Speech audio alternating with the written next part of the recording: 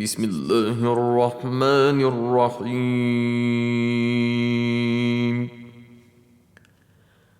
سبحان الذي أسرى بعبده ليلا من المسجد الحرام إلى المسجد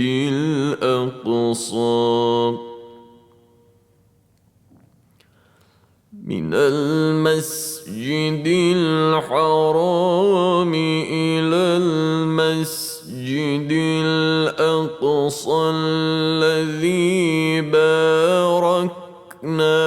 حوله لنريه من آياتنا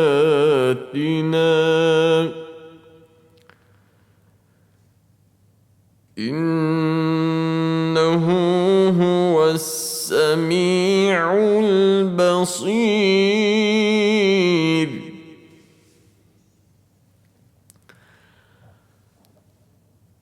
وآتينا موسى الكتاب وجعلناه هدى لبني إسرائيل ألا تتخذوا من دوني وكيلا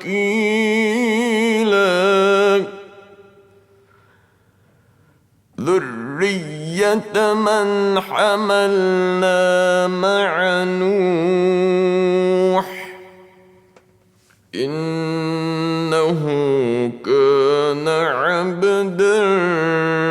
شكورا.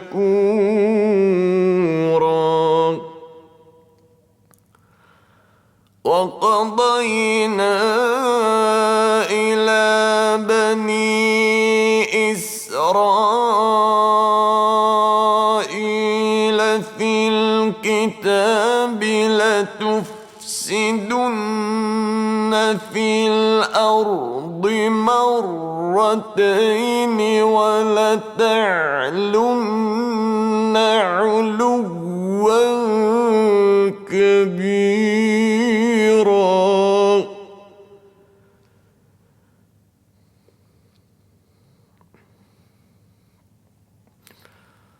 فإذا جاء وعد أولاهما بعثنا عليكم عبادا لنا أولي بأس شديد فجاسوا خلال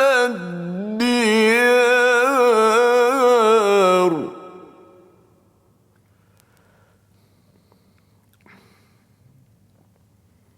وكان وعدا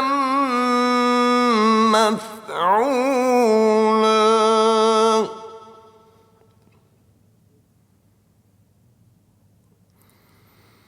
ثم رددنا لكم الكرة عليهم وأمددناكم بأموال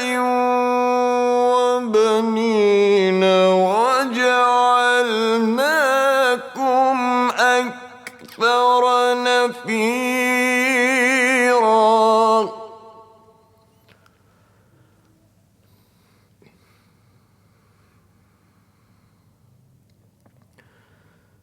إن أحسنتم أحسنتم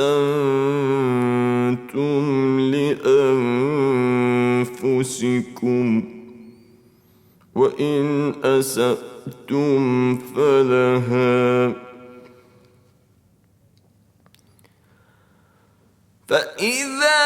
جاء وعد الآخرة ليسوءوا وجوهكم وليدخلوا المسجد كما دخلوه أول مرة وليتبروا ما علوا تتبيرا.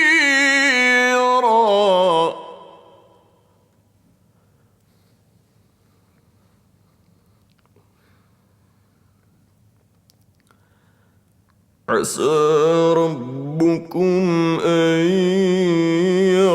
يرحمكم وإن عدتم عدنا وجعلنا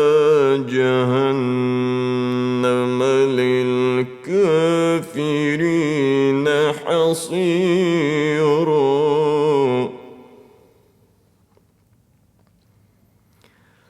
إن هذا القرآن يهدي للتي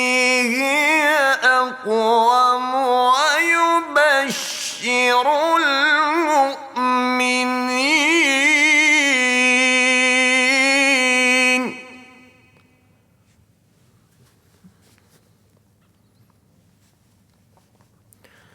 ويبشر المؤمنين الذين يعملون الصالحات أن لهم أجرا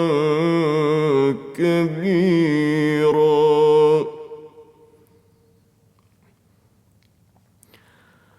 وأن الذين لا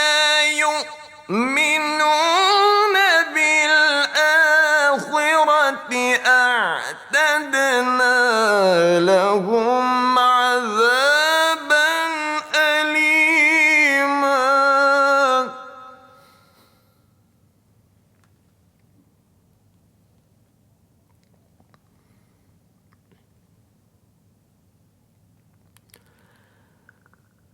ويدعو الإنسان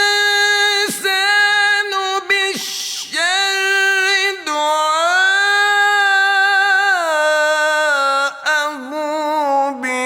بالخير وكان الإنسان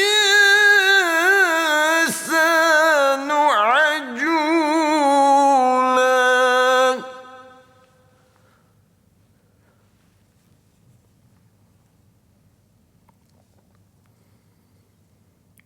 وجعلنا الليل والنهار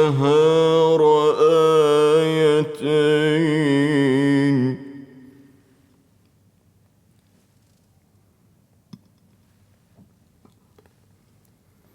فمحونا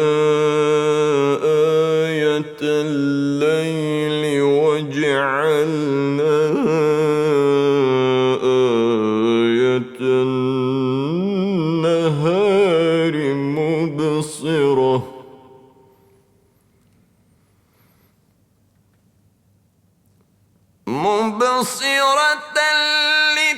لتبتغوا فضلا من ربكم ولتعلموا عدد السنين والحساب.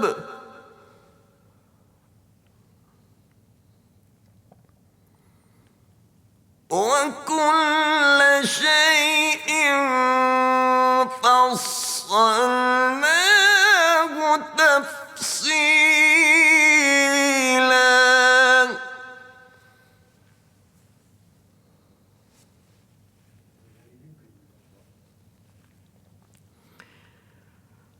وكل إنسان ألزمناه طائره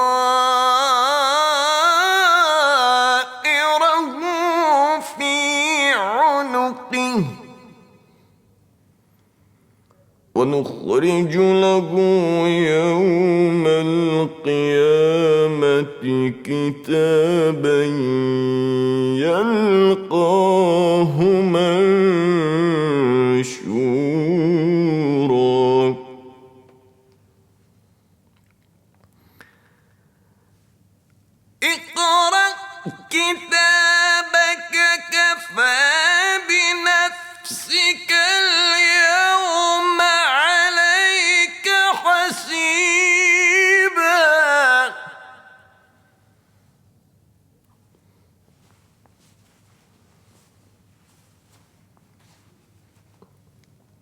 من اهتدى فإنما يهتدي لنفسه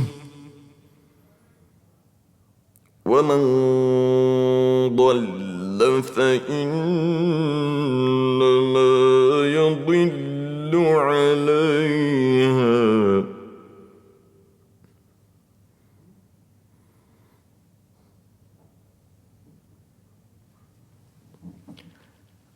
ولا تزر وازرة وزر أخرى وما كنا معذبين حتى نبعث رسولا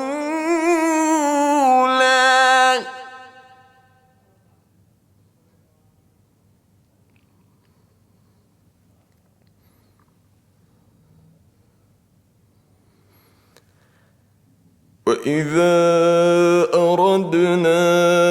أن نهلك قرية أمرنا متر فيها ففسقوا فيها فحق عليها القول فدمرناها تدميرا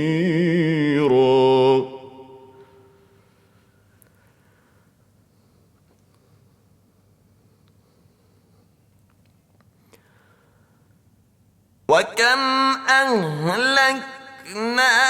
من القرون من بعد نوح وكفى بربك بذنوب عباده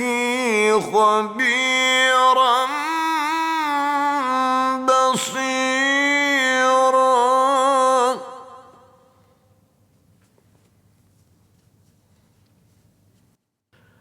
من كان يريد العاجلة عجلنا له فيها ما نشاء لمن نريد ثم جعلنا له جهنم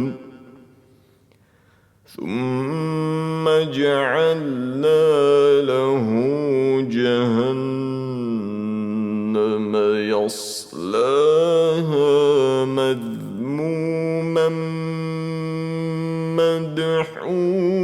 مدحورا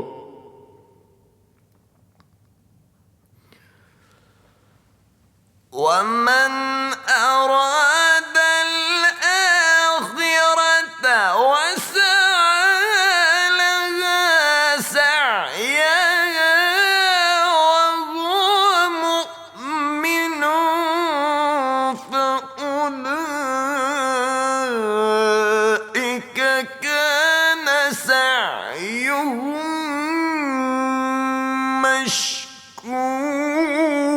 مشكورا كلا نمد هؤلاء وهؤلاء من عطاء ربك وما كان عطاء ربك محظورا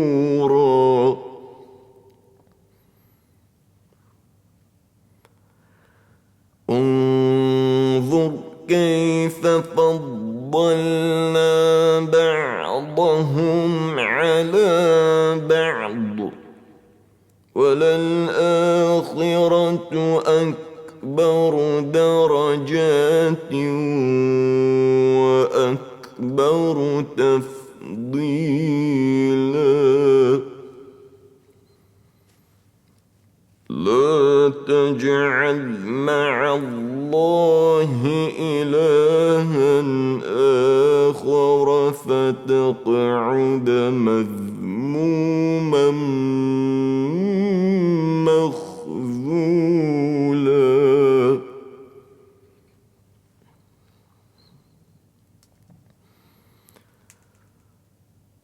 وقضى ربك ألا تعبدوا إلا إياه وبالوالدين إحسانا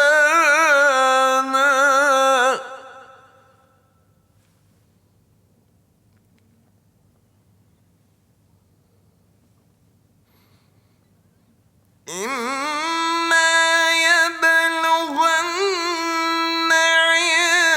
عندك الكبر أحدهما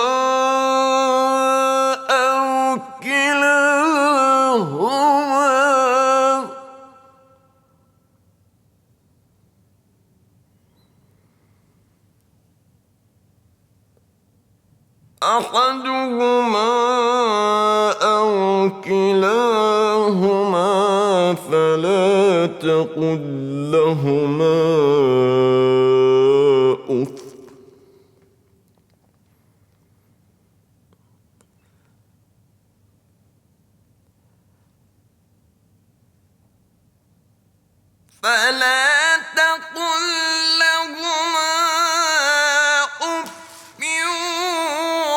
ولا تنهرهما وقل لهما قولا كريما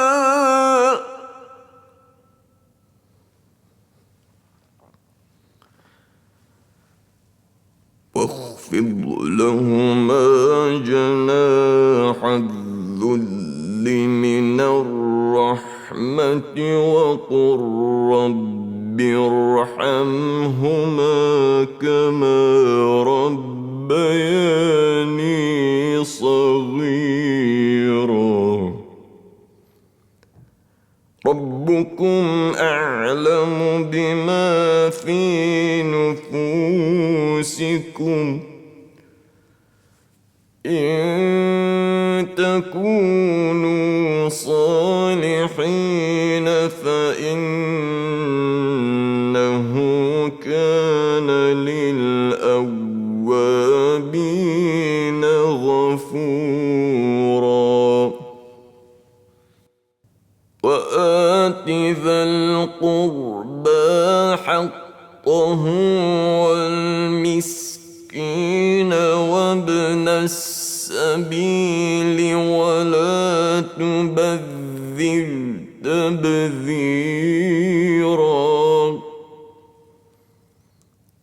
إن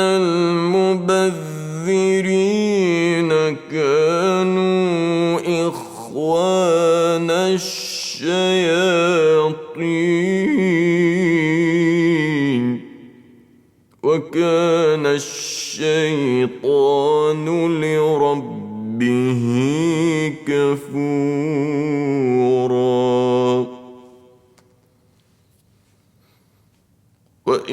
وإما تعرضن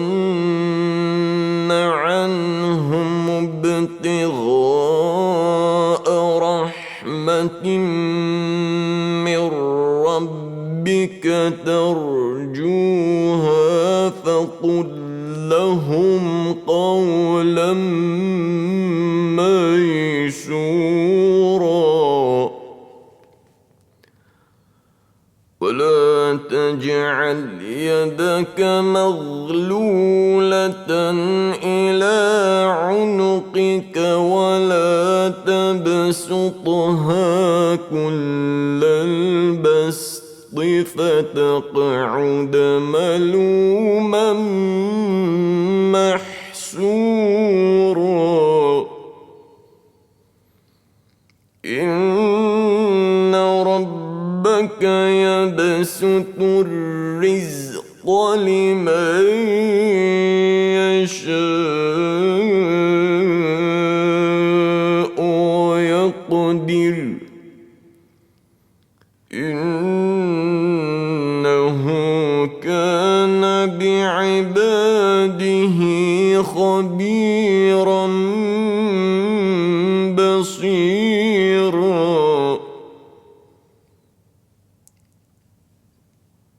ولا تقتلوا أولادكم خشية إملاق نحن نرزقهم وإياكم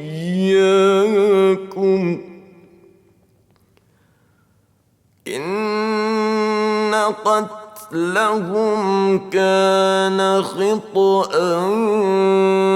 كبيرا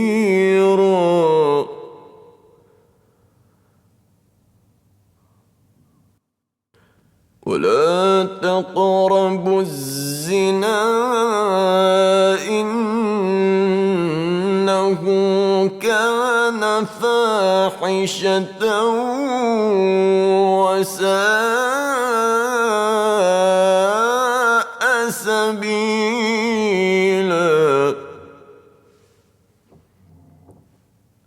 ولا تقتلوا النفس التي حرم الله إلا بالحق ومن قتل مظلوما فقد جعلنا لوليه سلطانا فلا يسرف في القتل إنه كان منصورا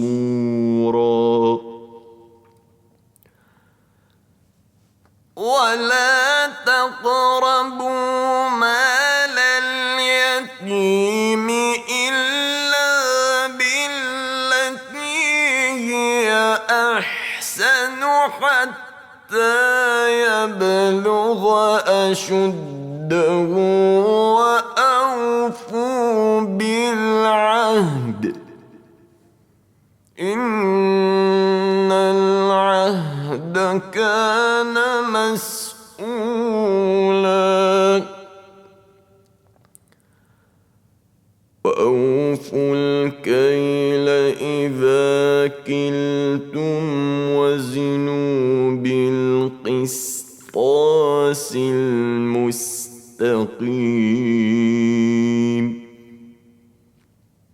ذلك خير وأحسن تأويلا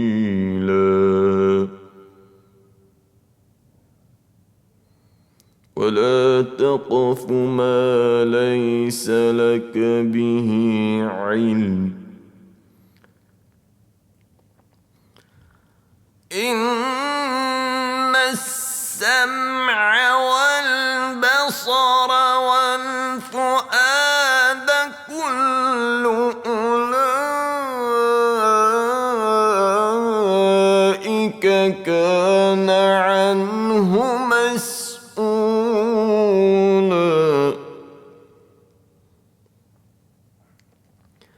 ولا تمش في الأرض مرحا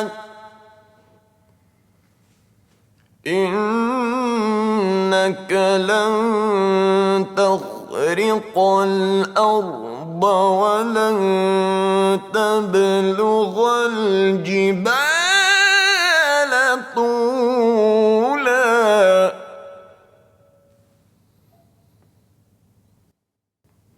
كل ذلك كان سيئه عند ربك مكروها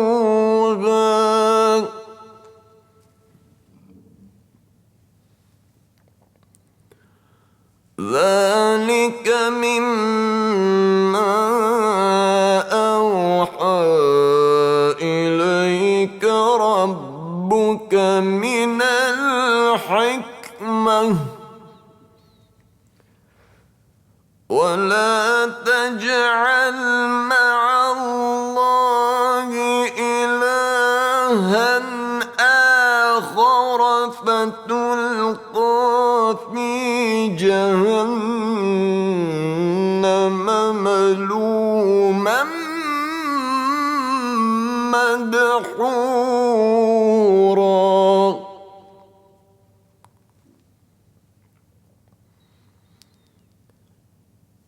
أفأصفاكم ربكم بالبنين واتخذ من الملائكة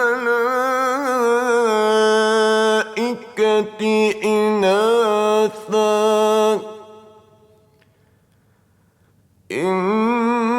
إنكم لتقولون قولا عظيما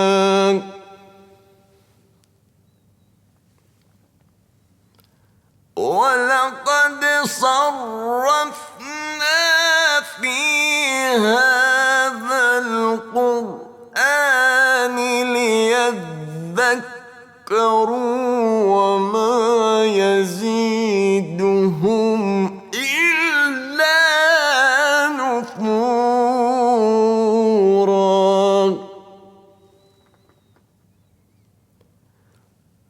قل لو كان معه آلهة كما يقولون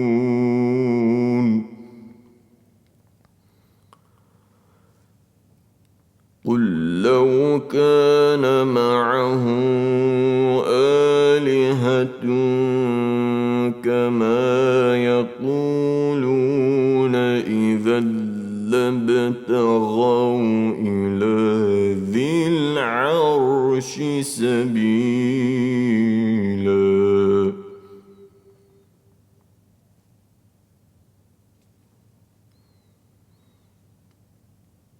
سبحانه وتعالى عما يقولون علوا كبيرا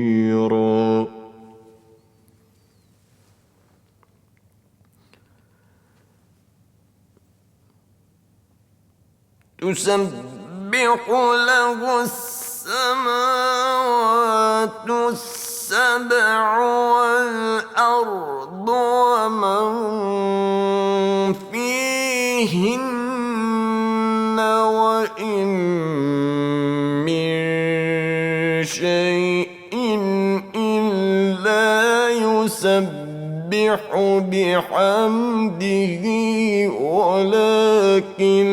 لا تفقهون تسبيحهم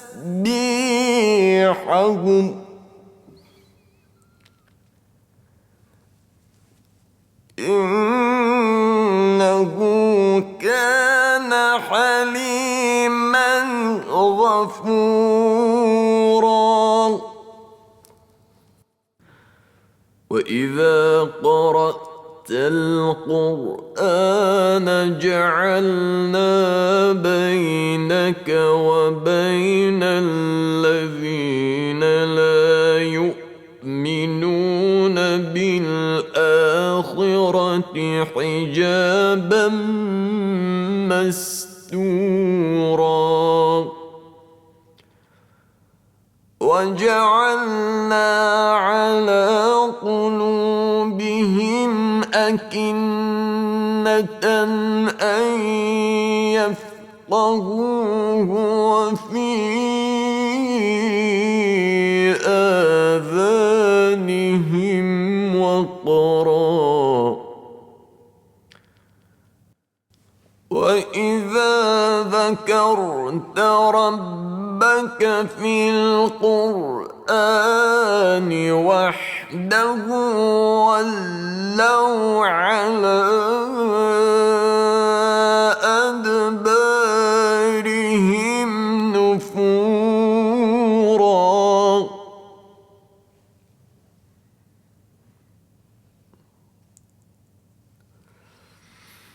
نحن أعلم بما يستمعون به إذ يستمعون إليك وإذ هم نجوى إذ يقول الظالمون إن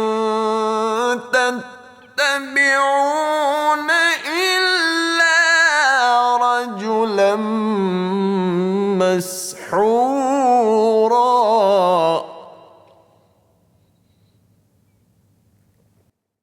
انظر كيف ضربوا لك الأمثال فضلوا فلا يستطيعون سبيلا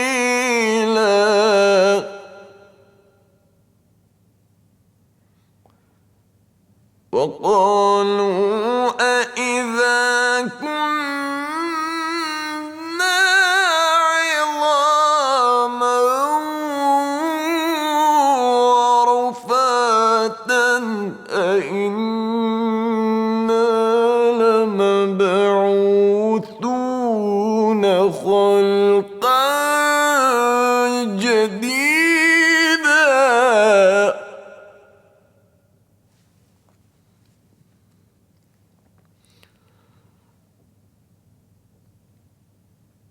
قل كونوا حجارة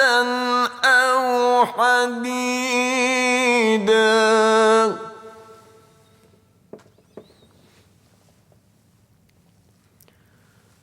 أو خلقا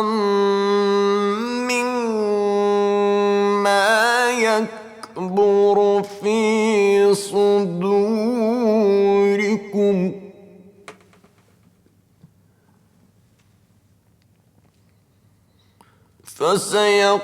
فسيقولون من يعيدنا قل الذي فطركم أول مرة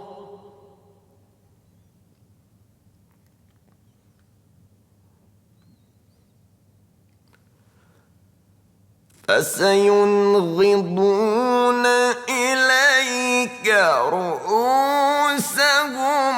ويقولون متى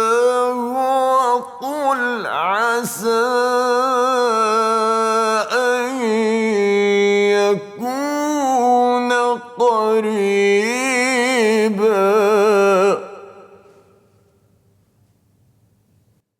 يوم يدعوكم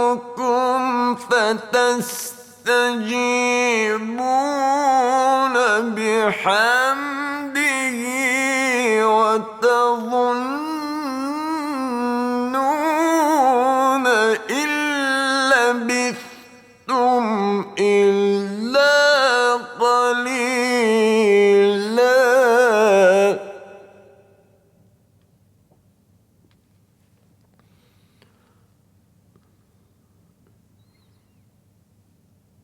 وقل لعبادي يقولوا التي هي أحسن إن الشيطان ينزغ بينهم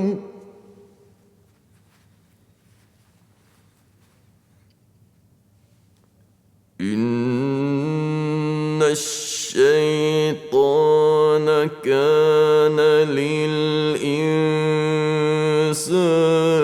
عدوا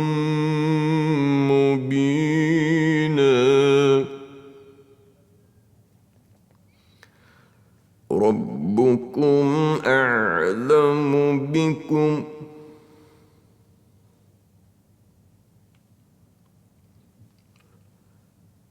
إن يشأ يرحمكم أو إن يشأ يعذبكم وما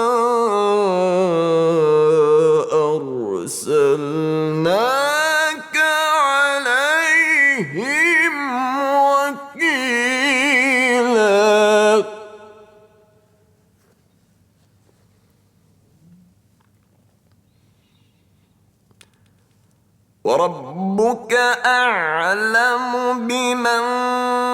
في السماوات والأرض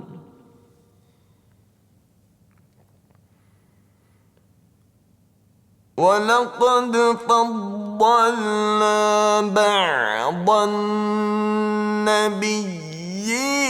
على بعض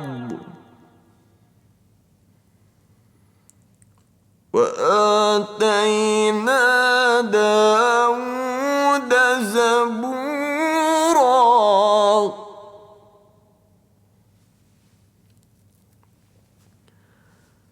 قل ادعوا الذين زعمتم من دونه فلا يملكون كشف الضر عنكم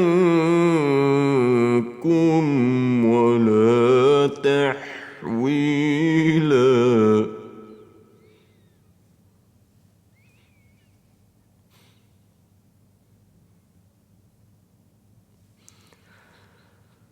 أولئك الذين يدعون يبتغون إلى ربهم الوسيلة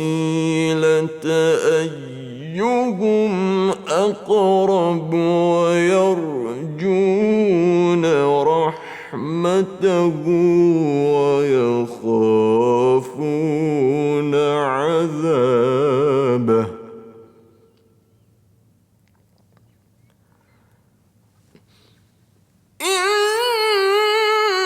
إن عذاب ربك كان محظورا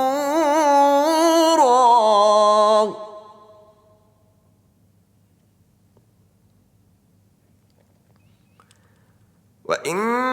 من قرية إلا نحن مهلكوها قبل يوم القيامة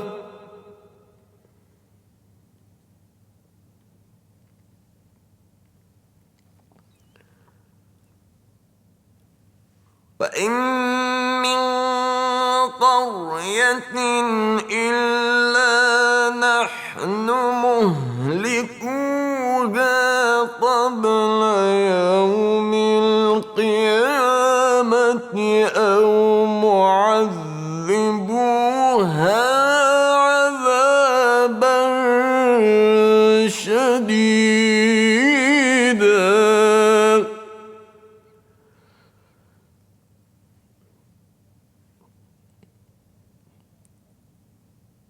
كان ذلك في الكتاب مسطورا وما منعنا أن نرسل بالآيات إلا كذب بها الأولون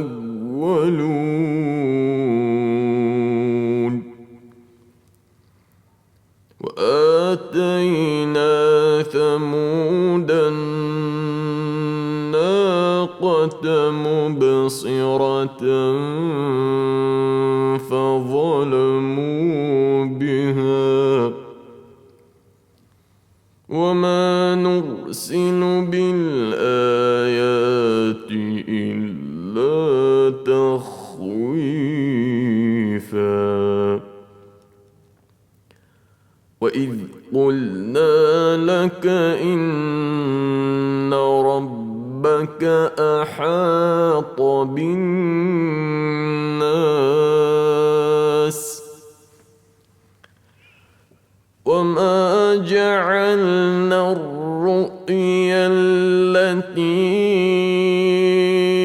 أريناك إلا فتنة فتنة للناس والشجرة الملعونة في القرآن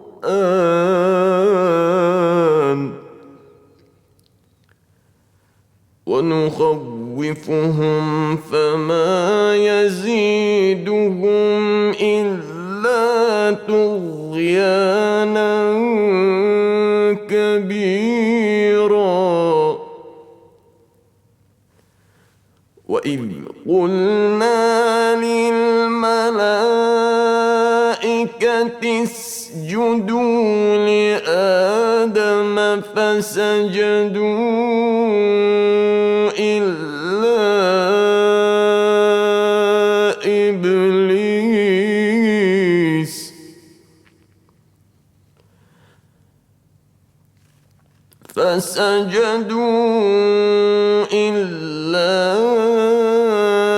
إبليس قال أأسجد لمن خلقت طينا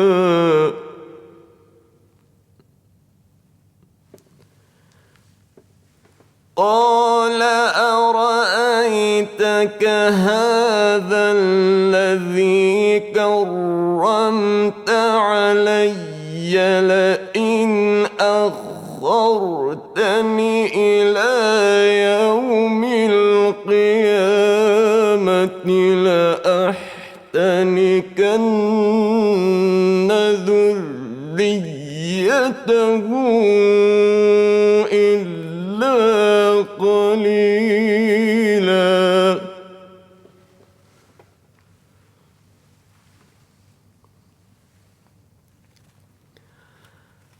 قال اذهب فمن تبعك منهم فإن جهنم جزاؤكم جزاء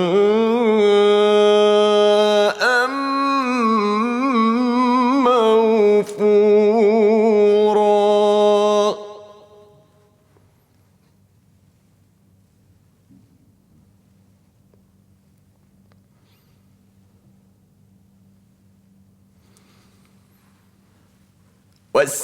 واستفزز من استطعت منهم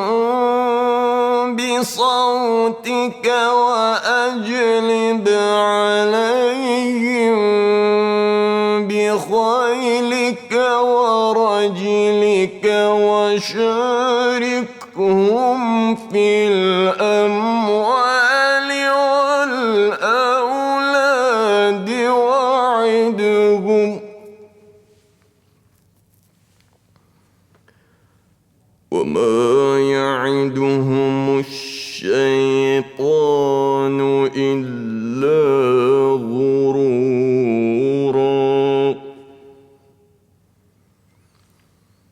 إن عبادي ليس لك عليهم سلطانا وكفى بربك وكيلا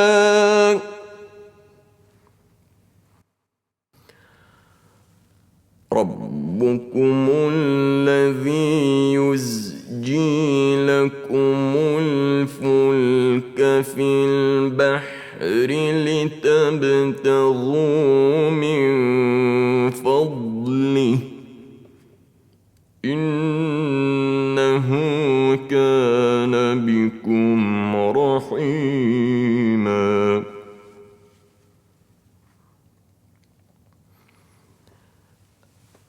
وإذا مسكم الضر في البحر ضل من تدعون إلا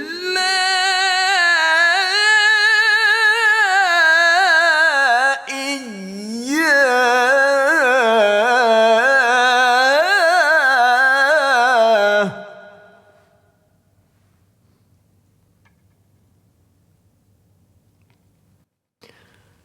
فلما نجاكم إلى البر أعرضتم وكان الإنسان كفورا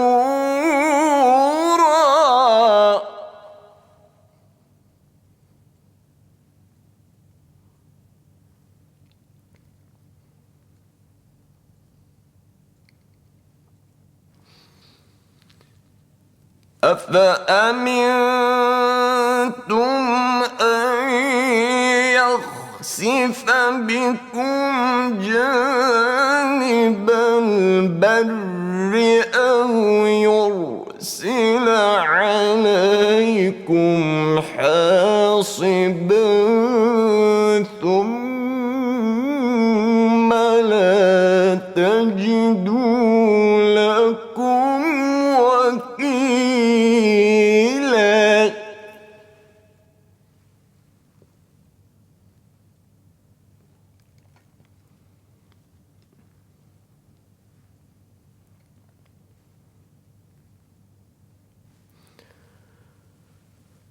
أم أمنتم أن يعيدكم فيه تارة أخرى فيرسل عليكم قاصفا من الريح فيغرقكم بما كفرتم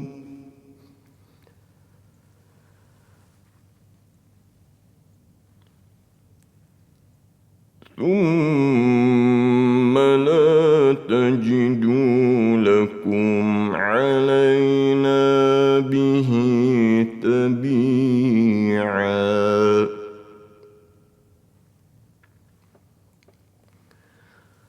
ولقد كرمنا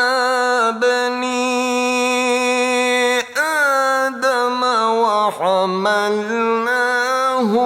في البر والبحر ورزقناهم من الطيبات وفضلناهم على كثير ممن خلقنا تفضيلا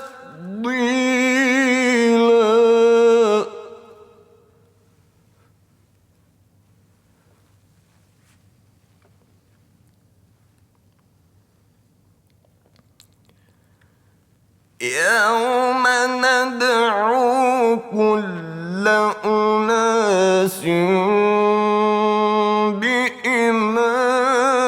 بإمامهم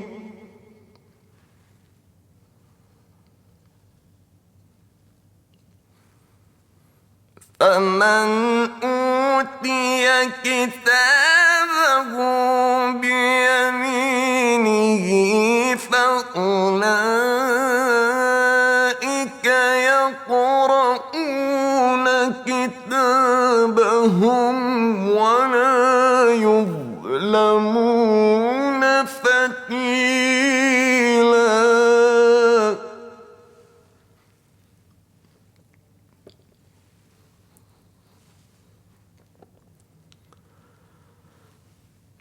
ومن كان في هذه أعمى فهو في الآخرة أعمى وأضل سبيلا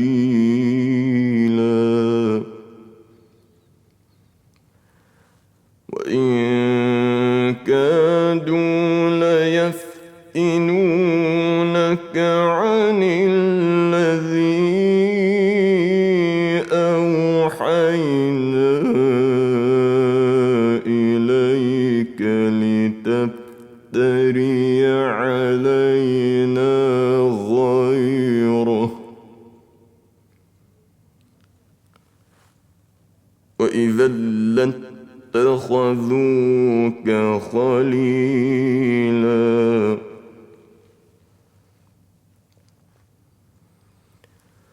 ولولا أن ثبتناك لقد كدت تركن إليهم شيئا قليلا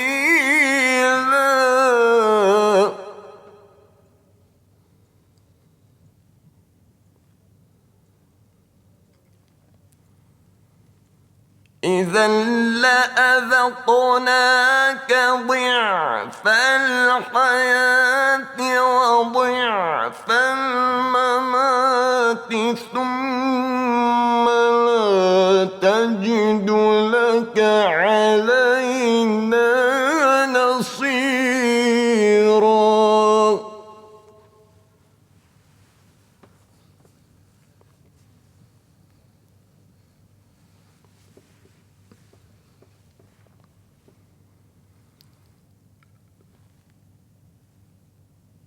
وإن كادوا ليستفزونك من الأرض ليخرجوك منها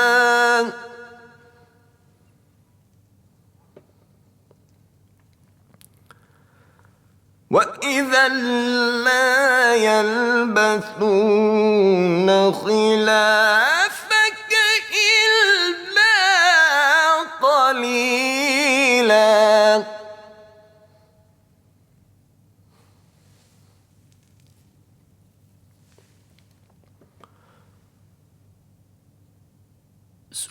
سنة من قد أرسلنا قبلك من رسلنا ولا تجد لسنتنا تحويلا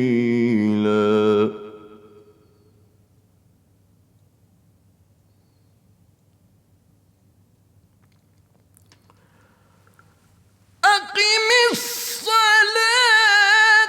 لدلوك الشمس إلى غسق الليل وقرآن الفجر إن قرآن الفجر كان مشهودا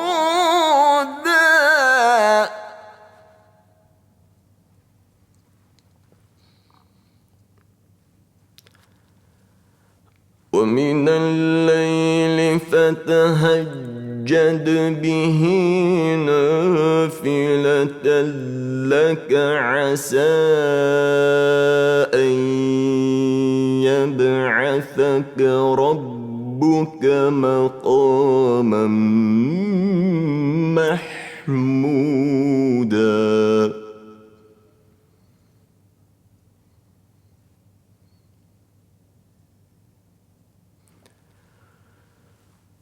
وقل رب أدخلني مدخل صدق وأخرجني مخرج صدق واجعل لي من لدنك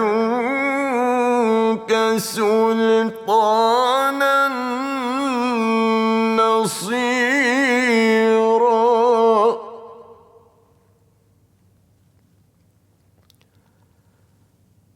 وقل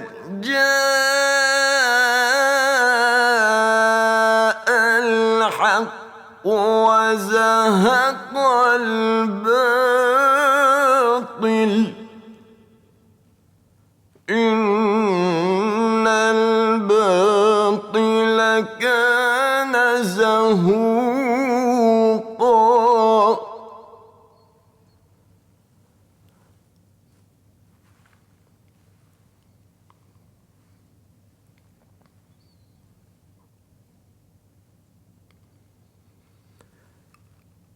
وننزل من القرآن ما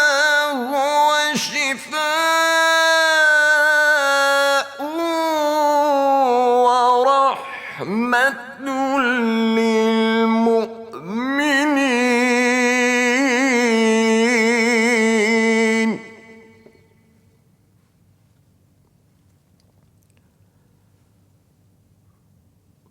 ولا يزيد الظالمين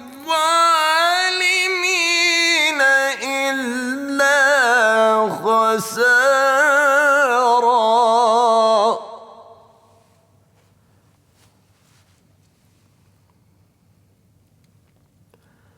وإذا أنعمنا على الإنسان أعرض ونأى بجانبه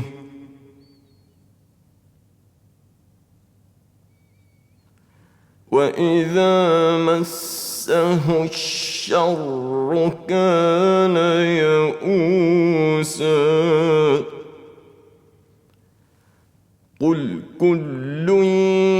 يعمل على شاكلته فربكم أعلم بمن هو أهدى سبيلا. ويسألونك عن الروح قل الروح من أمر ربي وما أوتيتم من العلم إلا قليلا. ولئن شئنا لنذهبن بالذي أوحينا إليك ثم لا تجد لك به علينا وكيلا. إلا رحمة من ربك إن فضله كان عليك كبيرا. قل لئن اجتمعت الإنس والجن على أن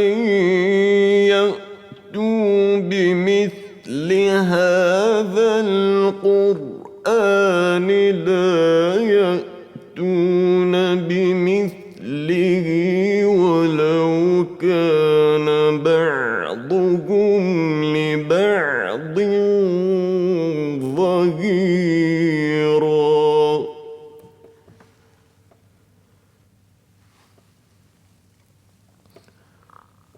ولقد صرفنا للناس في هذا القرآن من كل مثل فأبى أكثر الناس إلا كفورا.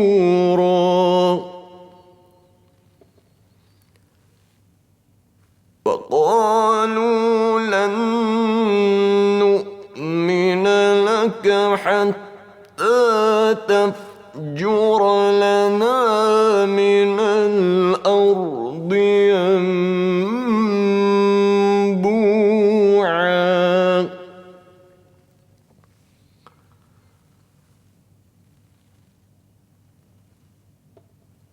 أو تكون لك جنة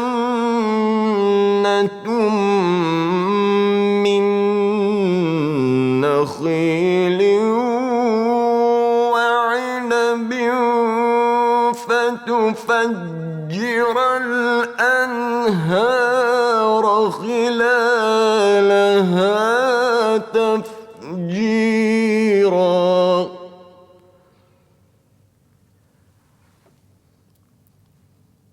أو تسقط السماء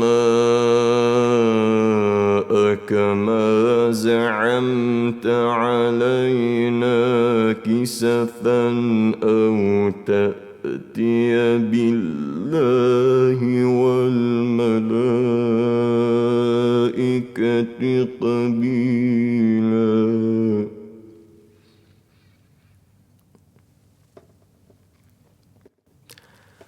أو يكون لك بيت من زخرف أو ترقى في السماء ولن نؤمن لرقيك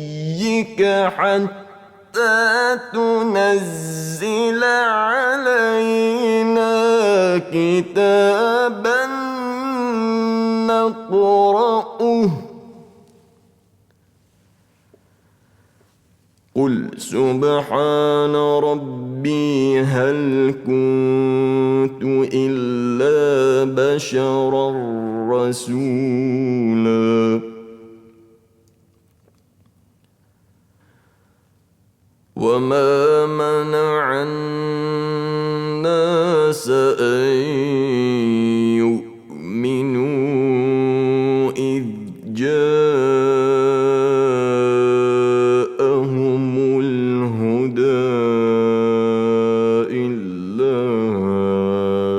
أن قالوا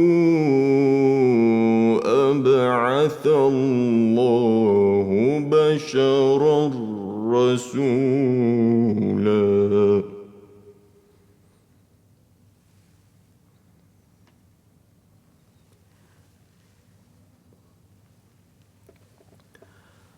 قل لو كان في الأرض ملائكة يمشون مطمئنين لنزلنا عليهم من السماء ملكا رسولا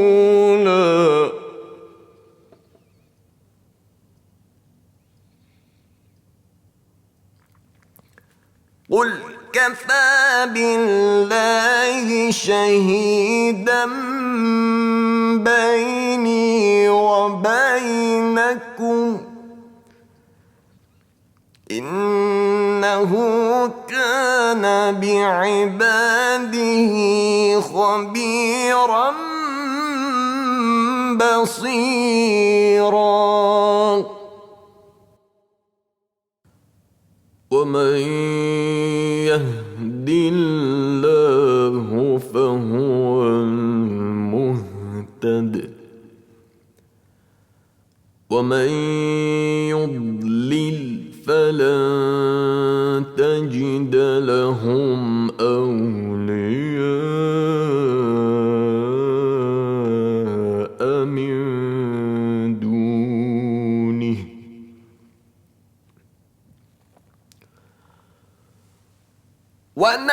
ونحشرهم يوم القيامة على وجوههم عميا وبكما وصما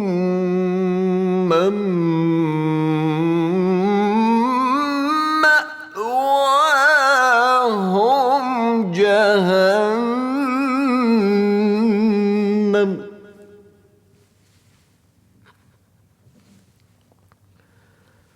كلما خبت زدناهم سعيرا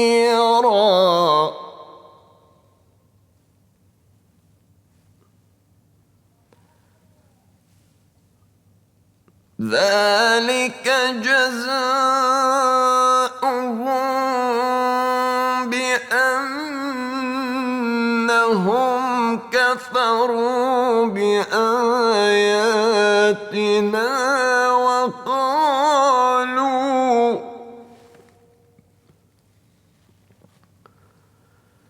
وقالوا أإذا كنا عظاما ورفاتا أإنا لمبعوثون خلقا جديدا.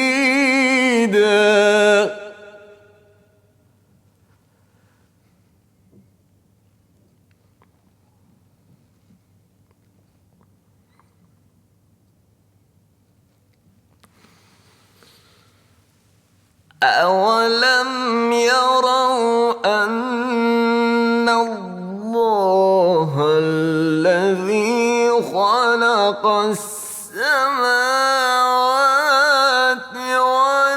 والأرض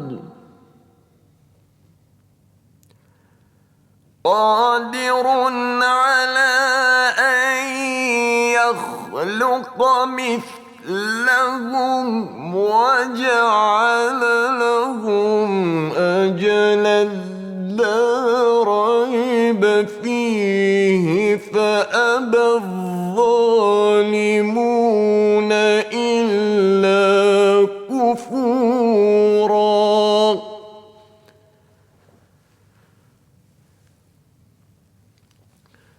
قل لو أنتم تملكون خزائن رحمة ربي إذا لأمسكتم خشية الإنفاق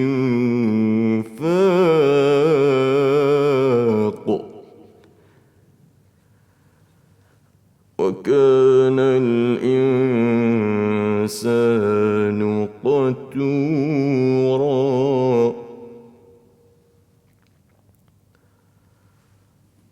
ولقد آتينا موسى 9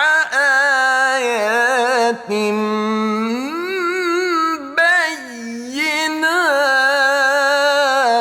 بينات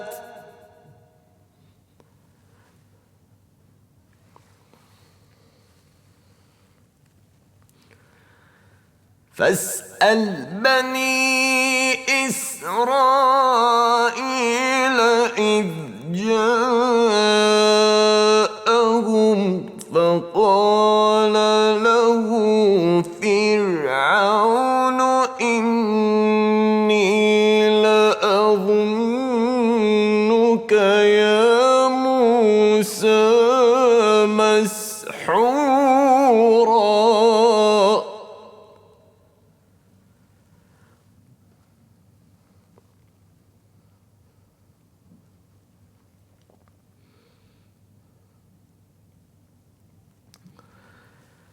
قال لقد علمت ما أنزل هؤلاء إلا رب السماوات والأرض بصائر وإني لأظنك يا فرعون مثبورا.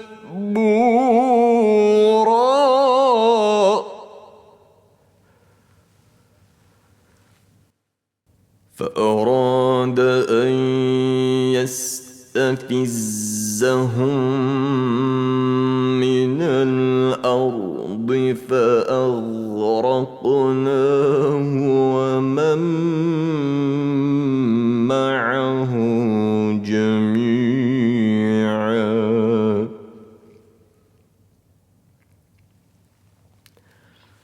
وقلنا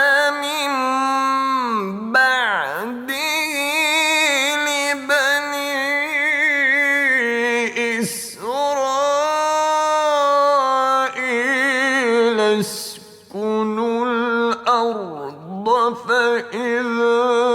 جاء وعد الآخرة جئنا بكم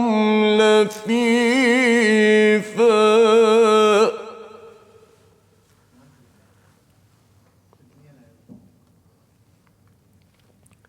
وبالحق أنزلناه وبالحق نزل وما أرسلناك إلا مبشرا ونذيرا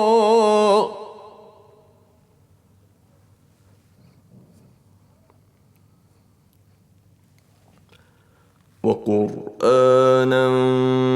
فرقناه لتقرأه على الناس على مكث ونزلناه تنزيلا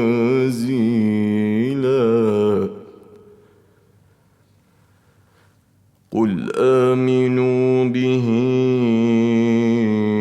أو لا تؤمنوا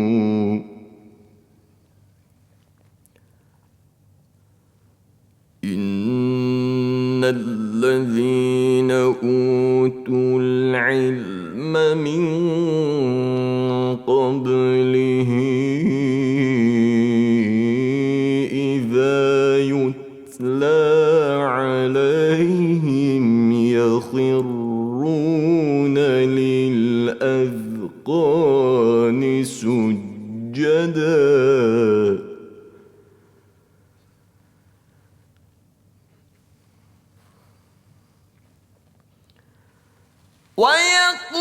ويقولون سبحان ربنا إن كان وعد ربنا لمفعولا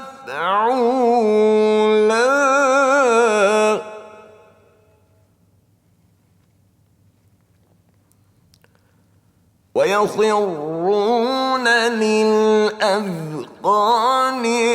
يبكون ويزيدهم خشوعا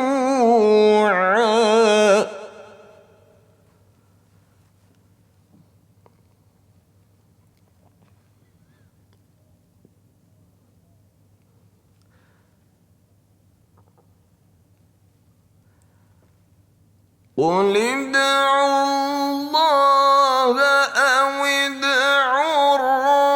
الرحمن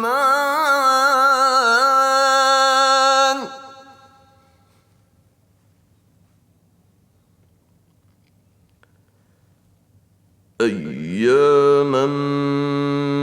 ما تدعوا فله الأسماء الحسنى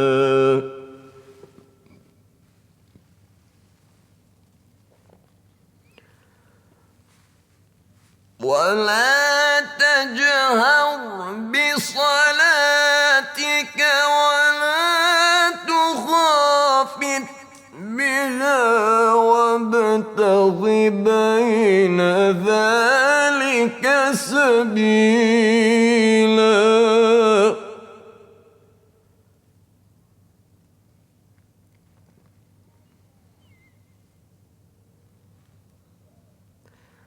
وقل الحمد لله الذي لم يتخذ ولدا ولم يكن له شريك في الملك ولم يكن له ولي من الذل